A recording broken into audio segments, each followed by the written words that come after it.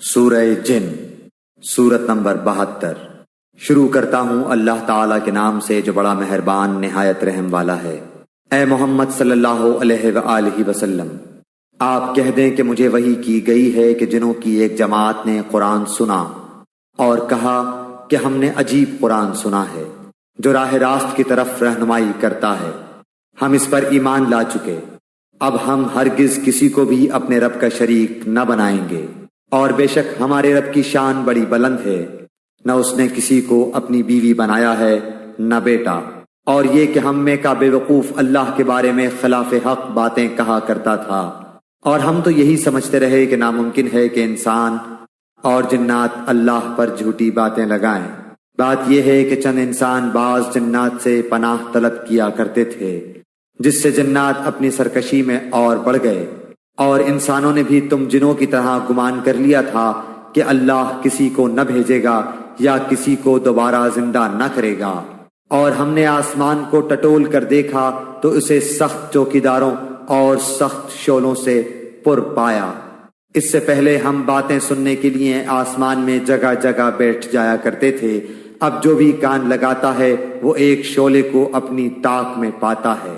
ہم نہیں جانتے کہ زمین والوں کے ساتھ کسی برائی کا ارادہ کیا گیا ہے یا ان کے رب کا ارادہ ان کے ساتھ بھلائی کا ہے، اور یہ کہ بے شک بعض تو ہم میں نیکوکار ہیں اور بعض اس کے برعکس بھی ہیں، ہم مختلف طریقوں سے بٹے ہوئے ہیں، اور ہم نے سمجھ لیا کہ ہم اللہ تعالیٰ کو زمین میں ہرگز عاجز نہیں کر سکتے اور نہ ہم بھاگ کر اسے ہرا سکتے ہیں۔ ہم تو ہدایت کی بات سنتے ہی اس پر ایمان لا چکے، اور جو بھی اپنے رب پر ایمان لائے گا اسے نہ کسی نقصان کا اندیشہ ہے نہ ظلم و ستم کا۔ ہاں، ہم میں بعض تو مسلمان ہیں اور بعض بے انصاف ہیں، پس جو فرما بردار ہو گئے انہوں نے تو راہ راست کا قصد کیا، اور جو ظالم ہیں وہ جہنم کا ایندھن بن گئے۔ اور اے نبی، یہ بھی کہہ دو کہ اگر لوگ راہ راست پر سیدھے رہتے تو یقیناً ہم انہیں بہت وافر پانی پلاتے تاکہ ہم اس میں انہیں آزما لیں،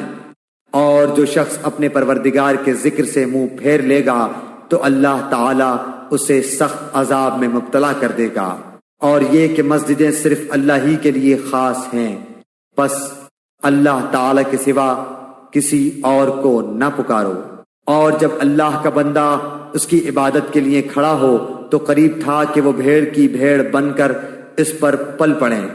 آپ کہہ دیجئے کہ میں تو صرف اپنے رب ہی کو پکارتا ہوں اور اس کے ساتھ کسی کو شریک نہیں کرتا۔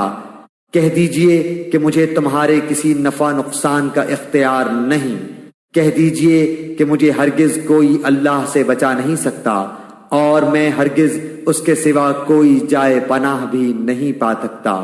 البتہ میرا کام اللہ کی بات اور اس کے پیغامات لوگوں کو پہنچا دینا ہے۔ اب جو بھی اللہ اور اس کے رسول کی نہ مانے گا اس کے لیے جہنم کی آگ ہے، جس میں ایسے لوگ ہمیشہ رہیں گے، ان کی آنکھ نہ کھلے گی یہاں تک کہ اسے دیکھ لیں جس کا ان کو وعدہ دیا جاتا ہے، پس عنقریب جان لیں گے کہ کس کا مددگار کمزور اور کس کی جماعت کم ہے۔ کہہ دیجئے کہ مجھے معلوم نہیں کہ جس کا وعدہ تم سے کیا جاتا ہے وہ قریب ہے یا میرا رب اس کے لیے دور کی مدت مقرر کرے گا۔ وہ غیب کا جاننے والا ہے اور اپنے غیب پر کسی کو مطلع نہیں کرتا سوائے اس پیغمبر کے جسے وہ پسند کر لے، لیکن اس کے بھی آگے پیچھے پہرے دار مقرر کر دیتا ہے تاکہ ان کے لیے اپنے رب کے پیغام پہنچا دینے کا علم ہو جائے۔ اللہ تعالیٰ نے ان کے آس پاس کی تمام چیزوں کا احاطہ کر رکھا ہے اور ہر چیز کی گنتی کا شمار کر رکھا ہے۔